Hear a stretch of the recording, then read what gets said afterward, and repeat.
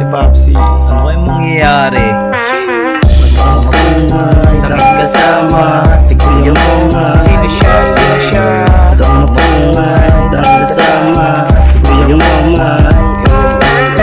Itong mapungay, tanging kasama si Kuya Mongay.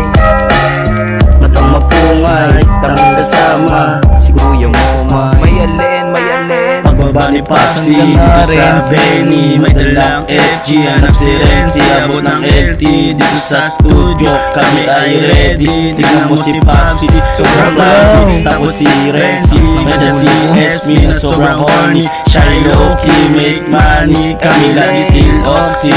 Pop, pop, pop, pop, pop, pop. Bumobomba na naman, wala silang alam. Diyan hindi ko malam, bulsa merong laman. Maraming laman to, hoy. Kala mo sa akin. Mahina. Dapat kasama to eh. Tanga-tanga kasi. Tangina mo. At ang mapungay, tanging kasama si Kuya Momay. At ang mapungay, tanging kasama si Kuya Momay.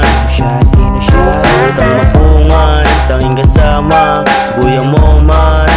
Lagi namang At ang shit. mapungay, tanging kasama si Kuya Momay.